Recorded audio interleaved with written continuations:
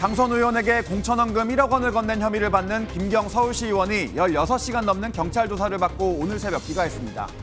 경찰은 강 의원에게 다음 주 화요일에 출석하라고 통보했습니다. 윤석열 전 대통령의 공수처 체포방해 혐의 1심 판결이 오늘 오후 2시에 선고됩니다. 윤 전 대통령이 받고 있는 8개 재판 가운데 법원의 첫 판단으로 선고 과정은 생중계됩니다. 더불어민주당이 추진하는 2차 종합특검법이 어제 국회 본회의에 상정됐습니다. 야권은 무제한 토론에 들어갔고 장동혁 국민의힘 대표는 단식으로 맞서는 가운데 오늘 오후 표결이 유력합니다. 이해훈 기획예산처 장관 후보자가 부정청약 논란과 관련해 국가기관의 조사 결과에 따르겠다고 밝혔습니다. 이재명 정부의 정책 기조에는 전적으로 공감한다고 했습니다. 시청자 여러분 안녕하십니까? 강선 의원에게 공천 대가로 1억 원을 건넨 혐의를 받는 김경 서울시 의원이 오늘 새벽까지 16시간 넘는 경찰 조사를 받았습니다. 김 시 의원은 있는 그대로 다 말했다면서도 공천 헌금을 줬냐는 질문엔 침묵했는데요. 경찰은 다음 주 화요일 의혹의 정점에 있는 강선 의원을 소환해 공천 헌금을 둘러싼 사실관계를 규명할 방침입니다. 오늘 굿모닝 MBN 첫 소식은 안유정 기자가 보도합니다. 김경 서울시 의원이 굳은 표정으로 서울경찰청 마포청사에서 빠져나옵니다. 지난 11일에 이어 경찰에 두 번째로 출석해 16시간이 넘는 고강도 조사를 받았습니다. 피의자 신분입니다. 성실히 있는 그대로 다 말씀드렸습니다. 강선 의원에게 공천 헌금을 줬는지 묻는 취재진 질문에는 입을 굳게 다물었습니다. 강선 의원에게 직접 1억 건넸다고 진술한 거 맞나요? 김 시 의원은 지난 2022년 지방선거를 앞두고 강선 의원에게 공천 대가로 1억 원을 전달한 혐의를 받고 있습니다. 이번 조사에서 김 시 의원은 강 의원에게 직접 돈을 건넸다는 취지로 진술한 것으로 알려졌습니다. 사무국장을 통해 돈을 받아 뒤늦게 인지했고 바로 돌려주라고 했다는 강 의원 주장과는 거리가 있습니다. 경찰은 강 의원을 다음 주 화요일에 소환 조사할 계획입니다. 공천원금 1억 원이 전달된 과정에 대해 진술이 엇갈리는 가운데 경찰은 강 의원과 강 의원의 전 보좌관, 김 시 의원 3자를 대질 조사하는 방안도 검토하는 것으로 전해졌습니다. MBN 뉴스 안유정입니다. 윤석열 전 대통령에 대한 1심 선고가 오늘 생중계됩니다. 시간은 오후 2시, 특검이 징역 10년을 구형한 체포 방해 혐의에 대한 판결입니다. 재판장에서 윤 전 대통령의 표정과 몸짓 하나하나에 이목이 쏠리고 있죠. 오늘 선고받는 모습도 전 국민이 지켜볼 수 있게 됐습니다. 현지호 기자가 보도합니다. 공수처의 체포, 방해 혐의로 재판에 넘겨진 윤석열 전 대통령의 1심 선고 공판이 오늘 오후 2시에 열립니다. 재판 전 과정은 생중계됩니다. 서울중앙지법은 선고 기일에 대한 방송사의 중계방송 신청을 허가했다며 자체적으로 촬영한 영상을 방송사에 실시간 송출할 예정이라고 밝혔습니다. 윤 전 대통령에게 판결이 내려지는 모습을 전 국민이 실시간으로 볼 수 있게 됐습니다. 사회적 관심도와 공공의 이익 등을 고려한 조치입니다. 앞서 윤 전 대통령에 대한 재판은 시작 전 모습이 생중계되거나 녹화 영상만 제공되어 왔습니다. 피고인 성명이 어떻게 되시죠? 진석열입니다. 예, 생년월일은 언제입니까? 60년 12월 18일. 전직 대통령 형사재판 과정이 모두 생중계되는 건 지난 2018년 박근혜, 이명박 전 대통령에 이어 네 번째입니다. 윤 전 대통령은 공수처의 체포영장 집행을 방해하고 계엄 선포를 위해 불완전한 국무회의를 열어 국무위원 심의 의결권을 침해했다는 혐의로 재판에 넘겨졌습니다. 앞서 내란 특검은 국가기관을 사유화해 엄중 처벌이 필요하다며 징역 10년을 구형했습니다. 윤석열 전 대통령이 받고 있는 8개 재판 가운데 가장 먼저 나오는 1심 선고인 만큼 선고 순간 전 국민의 이목이 집중될 것으로 보입니다. MBN 뉴스 현지호입니다. 내란과 외환 등 사건 항소심을 전담할 내란 전담 재판부가 서울 고등법원에 설치됐습니다. 윤석열 전 대통령의 내란 우두머리 재판 2심을 여기서 맡게 됩니다. 박은채 기자입니다. 서울 고등법원이 다음 달 23일부터 윤석열 전 대통령의 내란 사건 2심을 전담할 내란 전담 재판부를 2개 가동하기로 했습니다. 전담 재판부는 윤석열 전 대통령의 12.3 비상계엄 사태 등 내란 외환지 사건을 전담하게 됩니다. 여당이 위헌 소지를 없애는 과정에서 법안 제목에 윤 전 대통령 언급이 빠지기는 했지만 결국 이번 달과 다음 달 선고되는 체포방해, 내란 사건 등이 대상이 될 걸로 보입니다. 서울고법은 일단 2개로 정해진 전담 재판부를 앞으로 상황에 따라 추가할 수 있는 가능성도 열어뒀습니다. 담당 판사는 다음 달 23일 법관 정기 인사 직후 임명될 예정입니다. 다만 전담 재판부 가동 전에 내란 관련 사건이 접수되면 수석 부장판사가 재판장인 관리재판부에서 기록관리 등 업무를 처리하게 됩니다. 서울고법은 오는 29일 오후 2차 전체 판사 회의를 열고 전담 재판부 형태와 구성 방법 등을 추가로 논의할 계획입니다. MBN 뉴스 박은채입니다. 다음 정치권 소식입니다. 민주당이 2차 종합특검법을 본회의에 올리자 야권은 지금 이 시각에도 이 필리버스터로 맞서고 있는데요. 장동혁 국민의힘 대표는 공천헌금 의혹과 통일교 의혹을 수사할 쌍특검 도입을 요구하며 단식 투쟁에 들어갔습니다. 노하린 기자가 보도합니다. 더불어민주당이 추진하는 2차 종합특검법이 어제 국회 본회의에 상정됐습니다. 이 내란 잔재를 완전하게 청산하기 위해서 내란의 티끌까지 법정에 세워야 된다고 저는 연일 말하고 있습니다. 3대 특검 수사 과정에서 드러나지 않은 이른바 노상원 수첩과 평양 무인기 투입 의혹 등을 추가로 규명하자는 겁니다.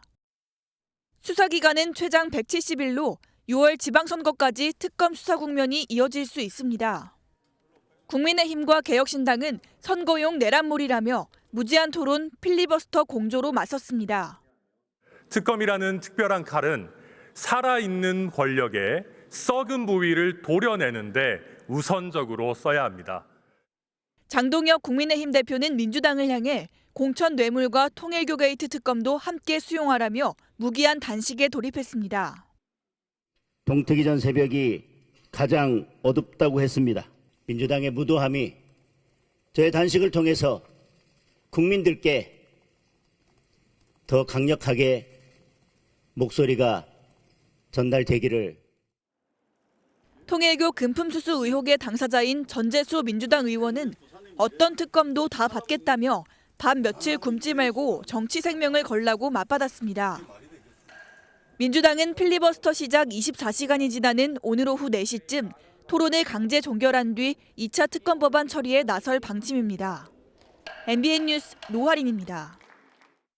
장동혁 국민의힘 대표가 한동훈 전 대표에 대한 제명을 일단 보류했습니다. 재심 청구 기간까지는 최고위 결정을 하지 않겠다는 건데 한 전 대표는 재심 청구는 하지 않겠다고 밝혔죠. 절차적 정당성을 확보하려는 취지로 풀이됩니다. 이런 가운데 장 대표가 전격 단식에 들어갔는데 여당은 책임 회피용이라고 비난했습니다. 먼저 김민수 기자가 보도합니다. 장동혁 국민의힘 대표가 고심 끝에 내놓은 답변은 숨 고르기였습니다. 한동훈 대표에게 재심의 기회를 부여하고 제대로 된 소명 기회를 부여받아서 이 절차가 마무리될 수 있도록 재심의 기간까지는 윤리 결정에 대해서 최고위의 결정을 하지 않겠습니다. 국민의힘 당원 당규에 따르면 중앙윤리위원회의 징계 의결에 불복하면 징계 의결이 통지된 날부터 10일 이내에 재심을 청구할 수 있습니다. 이런 절차를 건너뛴다면 한 전 대표 측이 효력정지 가처분 신청을 할 경우 재판부가 받아들일 수도 있어 부담을 느낀 것으로 보입니다. 국민의힘 초재선 모임인 대안과 미래도 최고위에 앞서 장 대표와 만난 자리에서 의결을 미뤄달라고 요구하기도 했습니다. 윤리위원회의 징계 조치가 절차와 방식 그리고 내용과 수위에 있어서 국민들과 당원들이 납득하기에 어려운 점이 있지 않느냐. 하지만 한 전 대표가 윤리위에 재심을 청구하지 않겠다고 못 박은 만큼 당내에서 갈등을 봉합하긴 쉽지 않을 전망입니다. 남은 기간 양측이 타협점을 찾지 못한다면 이르면 오는 26일 최고위에서 한 전 대표에 대한 징계안 의결을 피하긴 어려워 보입니다. MBN 뉴스 김민수입니다. 한 전 대표 제명을 둘러싼 당내 갈등은 어제 열린 의원총회에서도 분출됐습니다. 친한계와 소장파는 제명만큼은 절대 안 된다 이렇게 주장했는데 일각에선 한 전 대표가 사과하라는 요구도 터져나왔습니다. 이어서 정혜린 기자입니다.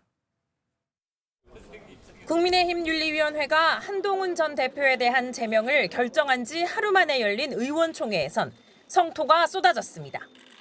10명이 넘는 의원들이 발언대에 올라 윤리위 결정을 재고해야 한다는 지적을 이어갔습니다. 근래에 의원총회에서는 보기 드물게 많은 의원님들께서 의견을 주셨습니다. 친한계에선 장동혁 대표가 최고위에서 제명을 부결시켜야 한다는 요청이 나왔습니다. 정성국 의원은 윤리위가 제명 발표 후 2차례 판결문을 수정하는 등 공정성과 객관성에 부족함이 있었다고 지적했습니다. 제명 직후 성명서를 낸 소장파 의원들의 우려도 잇따랐습니다. 권영진 의원은 장 대표는 윤리위나 당무감사위가 독립적이라고 말할 것이 아니라 국민 생각을 담아 제명을 철회해야 한다고 발언했습니다. 반면 한 전 대표를 향한 결자 해지 촉구도 이어졌습니다. 징계의 원인이 된 당원 게시판 사태에 대해 분명한 사과를 요구한 겁니다. 당내 중진들에겐 조율의 역할이 주어지면서 양측 모두 한 발 물러서야 한다는 조언도 나왔습니다. 한동훈 대표 정책 소명 부족에서 윤리의 처분 과했습니다. 책임을 묻되 정책을 수습하고 상처를 봉합하고. 장동혁 대표와 한동훈 전 대표 사이에 갈등이 점점 커지면서 양측 모두 당 안팎에서 쏟아지는 비판을 피하긴 어려워 보입니다. MBN 뉴스 정예린입니다. 이해훈 기획예산처 장관 후보자 인사청문회가 사흘 앞으로 다가왔습니다. 이를 앞두고 어제 이 후보자가 국회 서면으로 답변서를 냈습니다. 최근 불거진 아파트 부정청약 의혹에 대해 국가기관 수사 결과를 따르겠다면서도 자녀 관련 의혹에 대해서는 답변을 피했습니다. 이승훈 기자입니다. 이해훈 기획예산처 장관 후보자는 2년 전 로또 청약으로 꼽혔던 서울 서초구 반포동의 한 아파트를 분양받았습니다. 그런데 청약가점 74점을 받는 과정에서 장남의 위장 미혼 의혹이 제기돼 부정청약 논란이 일었습니다. 불법 부당한 일은 없었고요. 그리고 청문회에서 소상히 설명을. 어제 오후에 제출한 국회 인사청문회 질의 서면 답변에서 이 후보자는 국가기관의 조사 결과에 따르겠다고 밝혔습니다. 관련된 조사 절차에 적극적으로 협조하고 조속히 적법성을 인정받고 논란이 종결되도록 최선을 다하겠다고도 했습니다. 이 후보자는 또 최근 5년간 과태료 51건으로 280만여 원, 범칙금 1건으로 3만 원을 납부한 사실도 밝혀졌습니다. 그러나 자녀의 장학금 수회 의혹과 아빠 찬스에 따른 논문 게재 의혹에 대해서는 구체적인 답변을 피했습니다. 국민의힘은 2천여 건의 요구 자료 중 700여 건만 답이 왔다면서 그마저도 절반은 사실상 백지 상태라고 꼬집었습니다. 그러면서 다음 주 월요일인 19일로 예정된 청문회 일정을 미뤄야 한다고 주장했습니다. 배우자와 세 아들이 각종 의혹의 한가운데 있지만 개인 정보 제공 미동의를 이유로 핵심 자료에 대한 제출은 모두 거부하고 있기 때문입니다. 이 후보자는 과거 비판했던 이재명 대통령의 정책 기조에 전적으로 공감한다며 민생 회복 소비 쿠폰이 경제 회복의 마중물 역할을 했다고 평가했습니다. MBN 뉴스 이승훈입니다. 경찰이 각종 비위 의혹을 받고 있는 김병기 더불어민주당 의원을 수사 중입니다. 경찰 압수수색 과정에서 김 의원의 개인 금고는 확보하지 못한 것으로 나타났는데 이 금고엔 김 의원이 초선 이후부터 사용한 일부 휴대전화가 보관된 것으로 알려져 강력한 물증이 될 것으로 보입니다. 이지율 기자의 보도입니다. 경찰이 그제 김병기 더불어민주당 의원의 공천원금 의혹과 관련해 자택과 국회 사무실, 차남의 자택 등 6곳을 압수수색했습니다. 의혹의 핵심은 김 의원이 2020년 총선 당시 전직 동작구 의원 2명에게 각각 1,000만 원과 2천만 원을 받은 뒤 돌려줬다는 겁니다. 경찰은 김 의원 차남 집에 김 의원 부부의 귀중품이 담긴 금고가 있다는 전직 보좌관의 진술을 확보했지만 실제 발견되지 않았습니다. 금고는 가로 세로 높이 1m 크기로 추정됩니다. 이 때문에 경찰은 자택 주변 CCTV를 확인하며 김 의원 측이 금고를 다른 곳에 옮긴 정황이 있는지 살펴보고 있습니다. 그런데 김 의원은 초선 이후부터 사용하던 일부 휴대전화를 버리지 않고 보관했었던 것으로 전해졌습니다. 김병기 휴대폰이 두려워 제명을 못한다는 말이 나돌고 권력 핵심에서 축적된 녹취와 자료를 배경으로 한 버티기라는 관측까지 제기되는 것 아니겠습니까? 또한 누군가 습득할 경우 문제가 커질 수 있다는 주변의 우려도 있었던 것으로 알려졌습니다. 만약 금고안에서 해당 휴대전화가 발견될 경우 김 의원 혐의를 입증할 수 있는 이른바 스모킹건이 될 것으로 보입니다. 또한 김 의원은 압수수색 과정에서 자신이 쓰던 아이폰을 제출했는데 비밀번호는 아직 제공하지 않은 것으로 나타났습니다. 경찰은 압수물 분석에 주력한 뒤 김병기 의원을 소환해 관련 의혹 전반을 조사할 방침입니다. MBN 뉴스 이주일입니다. 성추행 혐의로 경찰 조사를 받은 장경태 더불어민주당 의원이 최근 비공개 소환 조사를 받았다는 소식 전해드린 바가 있습니다. 장 의원은 신체 접촉 자체가 없었다는 취지로 진술한 것으로 전해졌는데 가장 중요한 동석자들의 경찰 조사는 아직 이루어지지 않은 것으로 MBN 취재 결과 확인됐습니다. 김도영 기자가 단독 보도합니다. 장경태 더불어민주당 의원의 성추행 의혹 사건을 둘러싼 경찰 수사가 막바지에 이르고 있습니다. 지난 10일 경찰에 출석한 장 의원은 조사 과정에서 혐의를 전면 부인했습니다. 장 의원은 고소인이 잡아당긴 상황만 확인된다며 신체에 닿은 적 없다는 취지로 진술한 것으로 전해졌습니다. 앞서 공개된 일부 영상에서도 장 의원의 손바닥이 실제 고소인의 신체 부위에 닿았는지 알 수 없다는 취지입니다.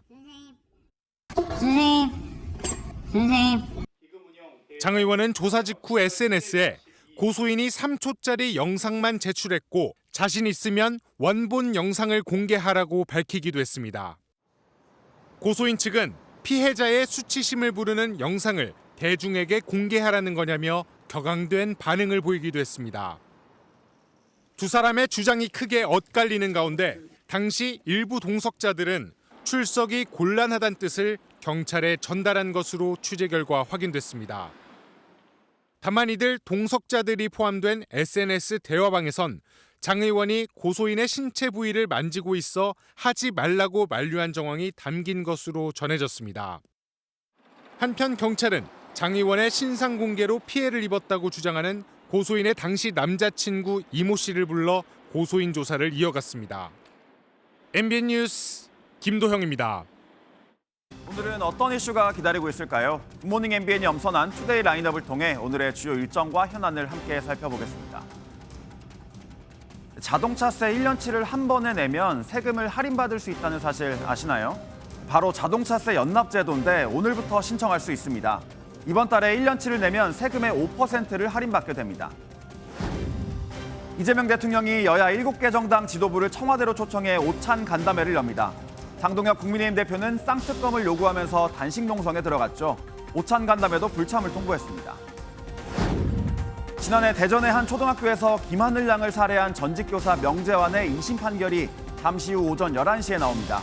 앞서 1심 재판부는 무기징역을 선고했고 검찰은 2심에서 사형을 구형했는데 어떤 판결이 나올지 주목됩니다. 김건희 여사에게 1억 원대 그림을 건네고 공천을 청탁한 혐의를 받는 김상민 전 부장검사의 결심 공판이 오늘 열립니다. 재판은 특검의 최종 의견과 구형, 김 전 검사의 최후 진술 등으로 진행되는데요. 김 전 검사는 김 여사의 오빠 김진우 씨의 요청으로 그림을 중개했을 뿐이라고 주장하고 있습니다. 지금까지 투데이 라인업이었습니다. 광주에서 치매를 앓고 있던 80대 어머니를 살해한 혐의로 60대 아들이 경찰에 붙잡혔습니다. 경찰은 경제적 어려움 속에서 신변을 비관해 벌어진 범행으로 보고 있습니다. 정치훈 기자의 보도입니다. 주택가 골목에 경찰차가 경광등도 켜지 않고 조심스럽게 도착합니다. 80대 어머니가 실종됐다는 딸의 신고를 받고 출동한 겁니다. 출동한 경찰은 이곳 트럭 적재함에서 어머니의 시신을 발견한 데 이어 운전석에서 아들을 긴급 체포했습니다. 차량 안에서는 마시다만 소주 2병과 농약병이 발견되고 처지를 비관하는 내용이 담긴 쪽지가 나왔습니다. 둘 다 기초생활수급자는 아니었고 중증 치매지만 환자 등록을 하지 않아 복지 서비스는 받지 못했습니다. 어머니를 홀로 돌봐온 아들로서는 경제적인 어려움이 컸던 것으로 전해집니다. 불과 1년 전만 해도 아들과 어머니는 같이 노점 생활하며 지냈지만 얼마 전부터 모자 사이가 틀어진 것 같다고 이웃들은 말합니다. 아들이 좀 난폭했죠. 좋을 때는 같이 시장에도 차 타고 다니고 그랬는데 또 안 좋을 때는 계속 엄마가 주무셔 그러더라고요. 경찰에 붙잡힌 60대 아들은 전날 선산에서 어머니의 목을 졸라 살해한 뒤 적재함에 실었다고 자백했습니다. 어머니가 산소에 가자고 해서 갔는데 그런 우발적인 범이 있었고 가지고 있던 농약으로 죽으려고 했는데 다행히 신고가 빨리 돼서. 경찰은 추가 조사와 부검을 통해 정확한 범행 동기를 밝혀낸 뒤 존속 살해 혐의로 구속영장을 신청하기로 했습니다.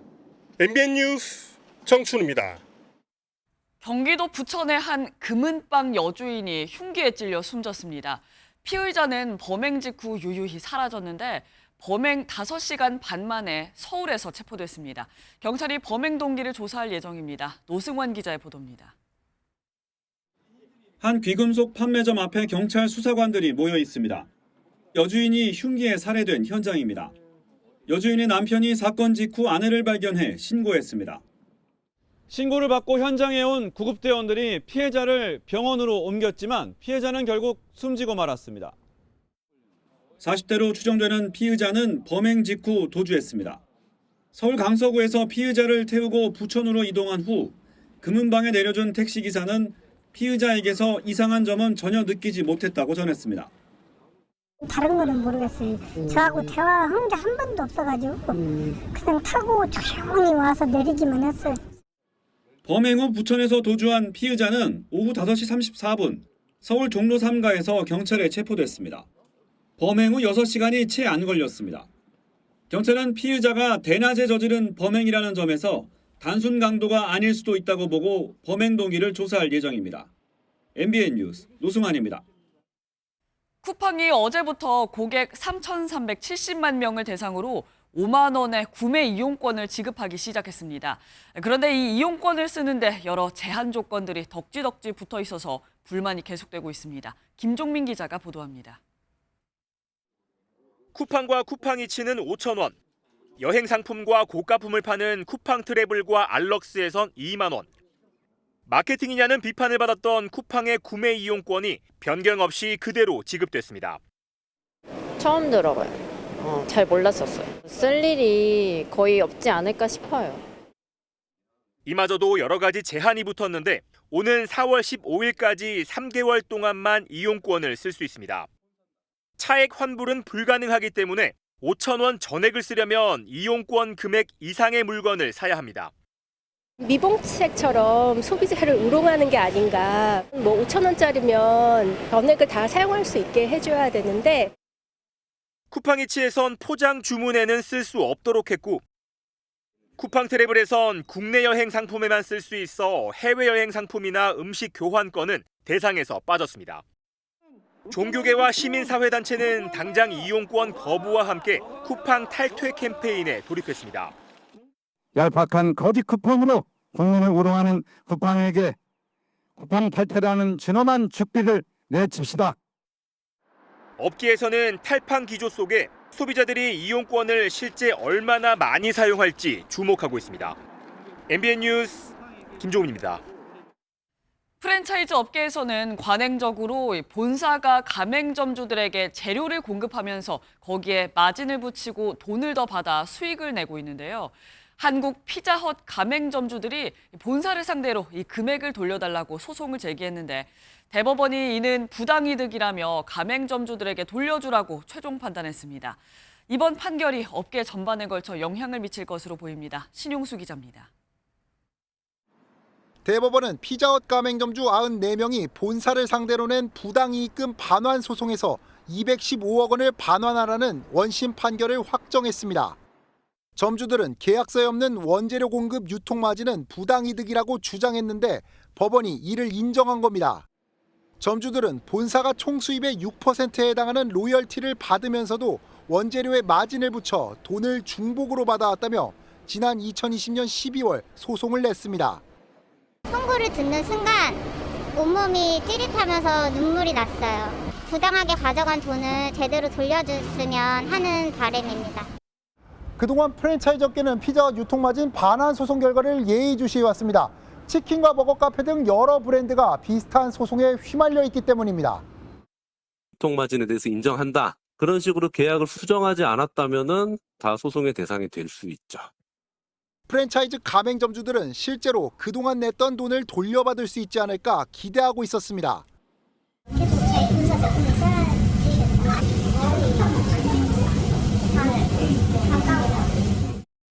반면 프랜차이즈 기업들은 유사 소송이 확산되면 영세, 중소 브랜드의 줄폐업이 우려된다고 하소연했습니다. 이번 대법원 판결이 프랜차이즈 업계의 오랜 관행을 바꾸는 분기점이 될 수 있을지 주목됩니다. MBN 뉴스 신용수입니다. 어제 주목받은 판결 하나 더 있습니다. 담배 때문에 폐암에 걸린 환자들의 진료비를 배상하라며 국민건강보험공단이 담배 회사들을 상대로 낸 500억 원대 소송에 항소심 선고가 나왔습니다. 패소했던 1심이 뒤집힐지 관심을 모았는데 이번에도 법원은 청구권이 없다며 담배 회사의 손을 들어줬습니다. 최은미 기자의 보도입니다. 대단히 충격적이고 또한 안타까운 판결을 받게 되었습니다. 국민건강보험공단이 담배 회사를 상대로 30년 이상 흡연한 뒤 폐암과 후두암에 걸린 환자 3,465명을 대신해 533억 원을 배상하라는 소송을 제기했지만 1심 결과는 처참했습니다. 바로 항소했고 5년 만에 2심 선고가 나왔지만 결과는 하나도 달라지지 않았습니다. 서울고법 재판부는 건보공단이 진료비를 지급한 건 국민건강보험법에 따른 의무라며 1심과 마찬가지로 소송을 제기할 자격이 성립되지 않는다고 판단했습니다. 흡연과 폐암 발병의 인과관계도 개개인의 사정을 따로 살펴봐야 한다며 인정하지 않았습니다.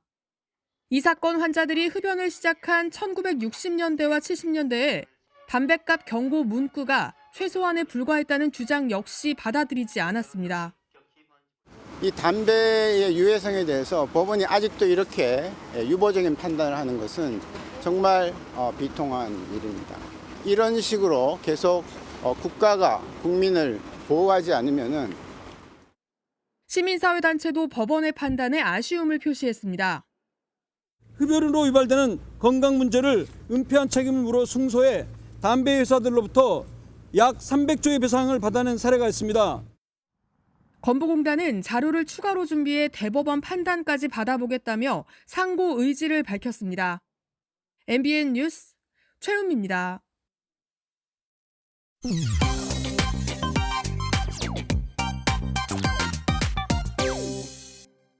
지난주 충북 청주에서 강아지와 산책을 하던 여성 주변으로 활을 쏜 20대 남성이 그제 경찰에 출석해 조사를 받았습니다. 호기심에 나무를 향해 쏜 화살이 빗나간 것이라며 사람이 있는지 전혀 몰랐다 주장했는데요. 활과 화살은 인터넷에서 구입해 차량에 보관해왔던 것으로 드러났습니다. 사건 당시 발견된 화살 80cm 정도의 길이로 끝부분은 금속 재질의 화살촉이 달려 있었습니다. 사람이 맞았다면 생명을 위협할 수 있었던 상황인데요.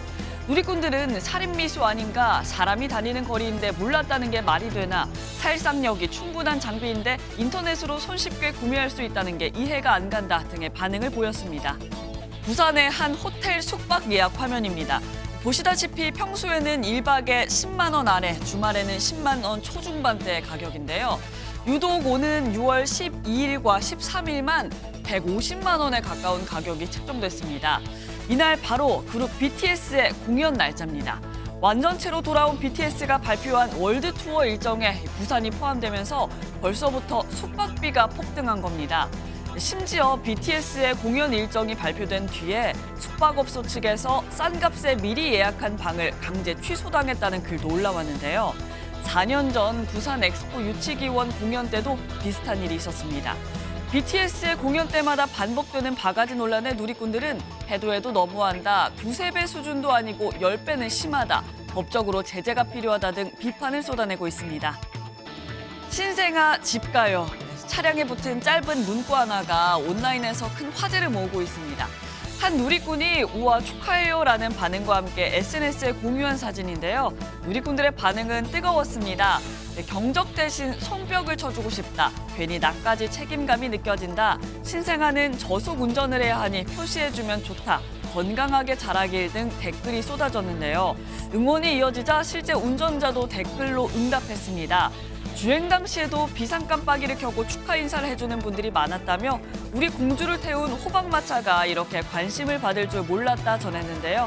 저는 세상에서 가장 행복한 마부라고 덧붙여 훈훈함을 자아냈습니다. 지금까지 인터넷 와글와글이었습니다. 다음 소식입니다. 미국이 이란의 반정부 시위 진압을 주도한 이란을 겨냥해 경제 제재 카드를 꺼내들었습니다. 이란 정권의 자금줄을 통제하겠다는 건데요. 군사 개입 가능성도 여전합니다. 이동현 기자의 보도입니다. 트럼프 행정부가 이란 정부에 대한 압박 수위를 높이고 있습니다. 미국 재무부가 반정부 시위를 탄압하는 이란의 핵심 지도자와 기관에 대한 경제 제재를 통해 자금줄을 차단하겠다고 발표했습니다. Today's sanctions target 18 individuals and entities that the regime uses to evade sanctions on Iranian oil and divert proceeds from its energy sales away from the rightful owners, the Iranian people. 제재 대상에는 민간인 폭력을 지시한 이란 국가안보회의 사무총장과 법집행군, 혁명수비대 사령관 등 고위급 인사들이 포함됐습니다.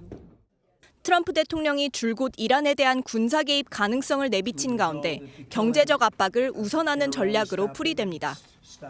외신들은 이스라엘과 사우디아라비아 등 중동 국가들이 미국의 이란 공격은 대규모 지역 분쟁으로 번질 수 있다며 자제를 촉구했다고 보도했습니다.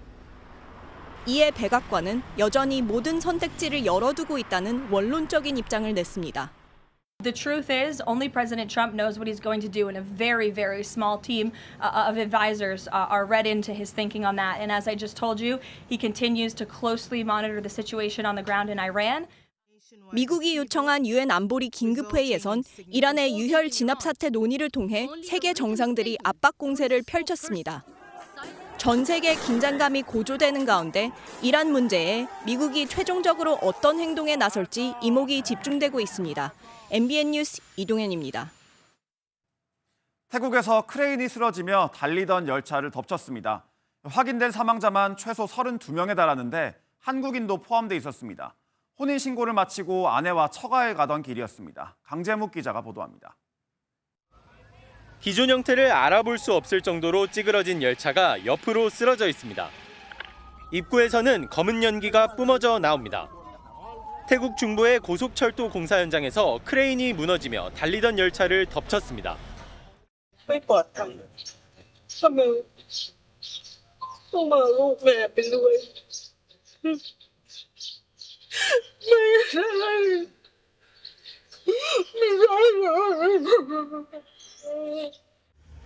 열차에는 승객과 승무원 195명이 타고 있었는데 지금까지 32명이 숨지고 66명이 다쳤습니다.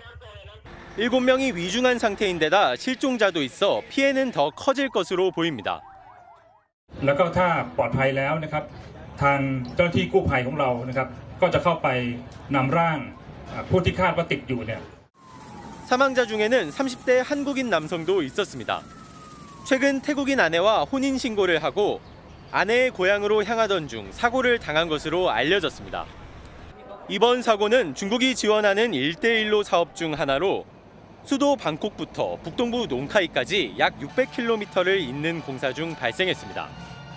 공사 시공을 맡았던 중국 기업의 부실 시공이 참사의 원인이 됐다는 지적이 나옵니다.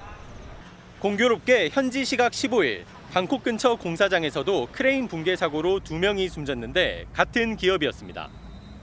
해당 기업은 지난해 3월 무너진 방콕의 30층 높이 감사원 신청사 건물도 공사했습니다. MBN 뉴스 강재묵입니다.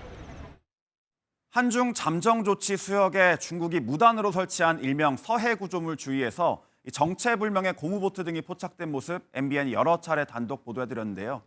중국은 이게 순수 양식시설이기 때문에 문제 없다는 주장인데 실제로 여기서 양식된 연어가 중국 현지에서 유통되고 있는 것으로 파악됐습니다. 손성민 기자입니다. 거대한 해상 구조물 내부, 그물 아래 연어들이 가득 차 있고 작업자들은 연어를 건져 파란색 박스에 담아 옮깁니다. 중국에서 공개된 영상으로 중국 측은 이 연어들이 서해 잠정조치 수역에 설치된 구조물, 이른바 설란 1호와 2호에서 양식된 것이라고 주장합니다. 실제로 중국 온라인 쇼핑몰에서는 서해 구조물에서 양식된 이른바 설란산 연어가 유통되는 모습을 쉽게 찾아볼 수 있습니다. 서해 구조물이 양식시설이라는 중국의 주장을 뒷받침하는 동향이 포착된 겁니다. 하지만 순수 양식시설로 단정할 수 없는 상황에서 중국이 서해 구조물 철거를 거부할 명분이 될 수 있다는 우려가 나옵니다. 우리가 명확한 의사를 표현하지 않으면 어업시설이기 때문에 문제가 없다. 라고 얘기를 하고 굉장히 전략적으로 다뤄야 된다.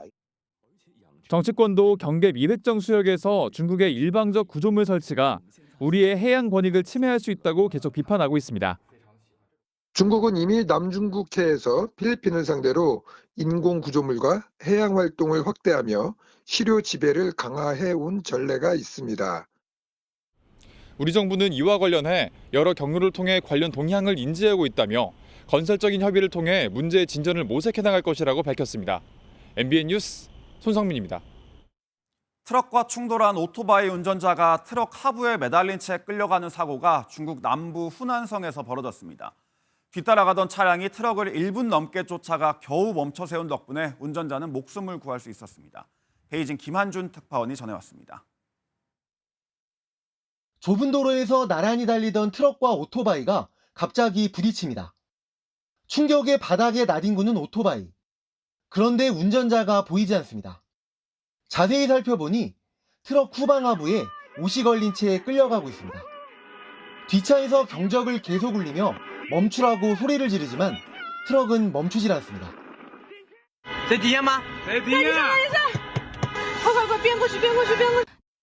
결국 뒷차가 중앙선을 넘어 트럭 앞에 멈춰선 뒤에야 아찔한 주행은 끝이 났습니다. 사고가 난 지 1분도 넘은 상황이었습니다.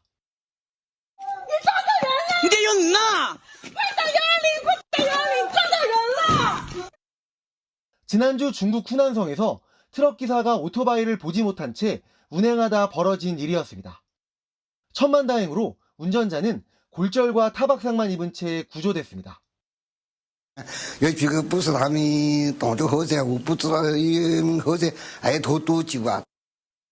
중국에서 연간 발생하는 오토바이 사고는 무려 33,400여 건. 특히 트럭과 부딪혔을 때 오토바이 운전자의 70%가 사망하는 등 인명피해 확률이 높습니다. 사각지대가 많은 트럭과 몸집이 작은 오토바이 간 사고는 빈번할 수밖에 없는 만큼 서로 간의 방어 운전이 필수적이라는 지적이 중국 내에서도 나오고 있습니다. 베이징에서 MBN 뉴스 김한준입니다.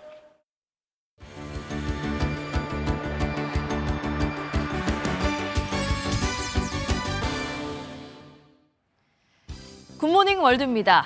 지난주 미국 미니애폴리스에서 이민 단속 요원의 총격에 30대 여성이 사망하는 일이 있었는데요. 과잉 진압 논란 속에 애초부터 요원 선발 과정에 문제가 있었다는 사실이 밝혀졌습니다. 미국 이민세관 단속국 요원에 격렬히 항의하는 여성. 결국 차에서 강제로 끌어내려집니다. 단속 요원이 쏜 비살상 탄환에 맞아 피를 흘리는 청년은 질질 끌려가기까지 하는데요. 지난주 30대 여성이 단속 과정에서 사망했던 미네소타주 미니애폴리스에선 요원의 총격에 부상당한 사람이 또 나왔습니다. 시위대를 향해 총을 들이대는 등 단속 요원들은 오히려 더 거칠어지는데요. 알고 보니 아예 훈련도 안 된 신입들이 배치됐다고요. 경력자 중에서 선발해 교육한 뒤 투입해야 하는데 AI가 이력서를 잘못 분류했답니다. 물론 경력자든 신입이든 이런 폭력 진압 용납할 순 없겠죠. 대서양을 거쳐 스페인으로 소금을 가득 실은 배 한 척이 들어왔습니다. 그런데 이 배를 맞이한 건 바로 경찰들이었는데요. 거대한 소금 더미에서 뭔가를 찾아냈다고 하네요. 스페인 경찰들이 열심히 소금을 퍼냅니다. 잠시 뒤 삽 끝에 상자가 걸리는데요. 꽁꽁 포장된 상자 안에 든 건 코카인입니다. 소금인 척 브라질에서 코카인을 들여오다 미국과 영국, 브라질 등의 공조 수사에 딱 걸린 겁니다. 바다 위에서 무려 12시간을 대기하며 벌인 이번 작전으로 압수한 물량은 10톤, 약 2천만 명이 한 번에 투약할 수 있는 양이라고요. 스페인 경찰 역사상 최대 규모로 남미산 코카인이 서아프리카를 거쳐 유럽으로 밀반입되는 일이 더 빈번해지고 있다는군요. 어마어마한 양으로 입을 떡 벌어지게 하는 게 또 있는데요. 치울 엄두조차 나지 않는 눈폭탄이 쏟아진 러시아로 가봅니다. 도대체 눈이 얼마나 내린 걸까요? 사람 키는 물론 집 문보다도 높게 쌓였고 주차해둔 차도 흔적을 찾기 어려울 정도입니다. 러시아 극동 캄차카 반도를 대형 겨울 폭풍이 강타했는데요. 24시간 만에 무려 한 달 평균 강설량의 60%가 쏟아졌다죠. 원래 눈이 많이 오지만 이 정도는 기상 관측 이래 처음이란 얘기도 나옵니다. 기후변화로 따뜻해진 태평양 바닷물이 더 많은 수분을 머금은 사이클론을 만들고 추위와 만나면서 폭설이 쏟아진 겁니다. 지구 곳곳의 이상기후 현상 점점 더 극단적인 형태로 우리 일상을 위협하고 있습니다. 지금까지 굿모닝 월드였습니다. 굿모닝 문화 소식입니다. 커다란 눈망울의 소녀를 통해 동심의 세계로 초대하는 이사라 작가의 전시가 열립니다. 또 지드래곤의 소속사가 기업의 철학과 세계관을 공유하는 첫 번째 전시를 공개했는데요. 문화 소식 이상주 기자가 전해드립니다. 캔버스 속 소녀의 크고 맑은 눈망울을 마주한 관객은 각자의 원더랜드 안으로 이동합니다. 이사라 작가는 익명의 소녀를 통해 관객 각자의 내면에 잠들어 있던 순수함을 일깨우며 익살스러운 몬스터와 몽글몽글한 형상의 럭키베어가 전시장에 들어서는 관객을 가장 순수했던 시절로 타임슬립하게 합니다. 캐릭터는 단순한 귀여움의 장식을 넘어 뽀얗고 환상적인 이사라의 색과 함께 빛나는데 독특한 명도와 채도 속에는 담담한 감성의 색으로 세상을 중화시키는 작가만의 조화의 심상이 녹아 있습니다. 원더랜드 소프트 윈터라는 타이틀입니다. 굉장히 부드럽고 여러분을 따스하게 안아줄 수 있는 컬러를 통해서 여러분한테 조금 더 따뜻한 느낌을 주고 싶어서 이렇게 기획을 했습니다. 사무실이 하나의 공간이자 무한한 상상력을 기반으로 한 AI 엔터테크 세계관을 투영한 거대한 예술작품이 됐습니다. 엔터테크 기업의 정체성을 반영해 미래 기술과 시간, 구조에 대한 실험적 작품들을 선보이는데 우주를 상상하는 예술가는 우주를 서사와 감각의 공간으로 재해석하고 미래 소재를 연구하는 예술가는 기술 발전이 만들어낼 물성과 구조를 실험합니다. 전시는 완성된 결과보다 과정으로서의 창작에 주목하는데 예술은 독립된 장식물이 아닌 기술과 산업, 인간의 욕망이 교차하는 중심으로 작용합니다. 17분의 작가님들과 이 갤럭시라는 우주라는 스토리로 이 오디세이라는 이 공간을 만들게 되었습니다. K 아티스트 분들과 콜라보를 통해서 이 글로벌화에 도전을 하려고 하고 있습니다. MBN 뉴스 이상주입니다. 올해부터 미국산 소고기의 수입 관세가 면제됐습니다. 그런데 가격이 낮아지기는커녕 오히려 지난해보다 10% 가까이 오른 것으로 나타났습니다. 치솟은 환율에 미국 현지 도축량까지 줄어든 영향인데 관세가 붙지 않아도 소비자와 자영업자들의 부담은 여전한 상황입니다. 홍지호 기자의 보도입니다. 세종시의 한 대형마트. 매대에 다양한 종류의 미국산 소고기가 진열돼 있습니다. 스테이크용 2덩이는 2만 원 수준. 그동안 한우보다 훨씬 싼 가격으로 인기를 끌었지만 상황이 조금 달라졌습니다. 미국산 소 갈비살 100g의 평균 가격은 4,900원 정도입니다. 1년 전보다 9% 올랐습니다. 가격이 오르면서 소위 가성비가 떨어진 겁니다. 그 싼 맛에 사 먹었었죠, 지금까지는. 근데 지금같이 이렇게 비싸면 굳이 사 먹을 필요 있겠어요? 2012년 발효된 한미 FTA에 따라 올해부터 미국산 소고기에 붙던 관세가 아예 사라졌지만 가격 인하 효과는 보이지 않습니다. 미국 현지 가뭄으로 사육 환경이 나빠지면서 지난해에만 도축되는 소가 600만 마리 정도 줄었기 때문입니다. $1 환율까지 높아지면서 미국산 소고기로 장사하는 자영업자들의 부담도 커졌습니다. 마진이 훨씬 줄어들긴 했습니다. 옛날보다 가격이 조금 더 올리기도 했었는데도 그래도 더 비싸져가지고. 무관세 효과가 본격화되면 가격이 일부 내려갈 수 있겠지만 미국 내 도축 물량이 평년 수준을 회복하는 2028년 전까진 가격 부담이 이어질 것이란 전망이 나옵니다. MBN 뉴스 홍지호입니다. 추위가 주춤한 사이 고농도 미세먼지가 전국을 뒤덮었습니다. 오늘도 전국적으로 초미세먼지 농도는 나쁨 수준이 예상되고요. 특히 충청과 전북 지방은 올해 들어 처음으로 미세먼지 비상 저감 조치가 시행되겠습니다. 여기에 내륙으로는 안개도 짙게 끼겠습니다. 현재 전북 남원의 가시거리가 50m까지 바짝 좁혀져 있는데요. 안개와 먼지가 뒤엉켜서 시야가 불편한 곳이 많겠습니다. 오늘 출근길에는 차간 거리를 넉넉히 두시고 서행 운전하셔야겠습니다. 일부 건조특보가 해제되기는 했지만 여전히 동해안을 따라서는 건조주의보가 발효 중입니다. 화재 사고에 주의하셔야겠습니다. 이 시각 현재 기온을 보면 서울이 1.1도, 춘천이 영하 2도, 부산 6.6도를 가리키고 있습니다. 낮 최고 기온은 서울이 6도, 광주와 창원, 부산은 15도까지 오르겠습니다. 이번 주말까지는 비교적 온화한 날씨가 이어지겠습니다. 단 다음 주 초 중부지방을 중심으로 비가 내리고 나면 영하 10도 안팎의 강추위가 길게 이어질 전망입니다. 날씨였습니다. 8개 재판을 동시에 받고 있는 윤석열 전 대통령에 대한 첫 1심 판결이 오늘 오후 2시에 나옵니다. 선고 장면은 TV로 실시간 생중계돼 전 국민이 지켜볼 수 있습니다. 네, 오늘 판결이 남은 재판에도 줄줄이 영향을 미칠 수 있는 만큼 저희도 이어지는 뉴스에서 자세한 소식 전해드리겠습니다. 굿모닝 MBN 저희는 다음 주 월요일 아침에 다시 돌아오겠습니다. 뉴스 마칩니다. 고맙습니다.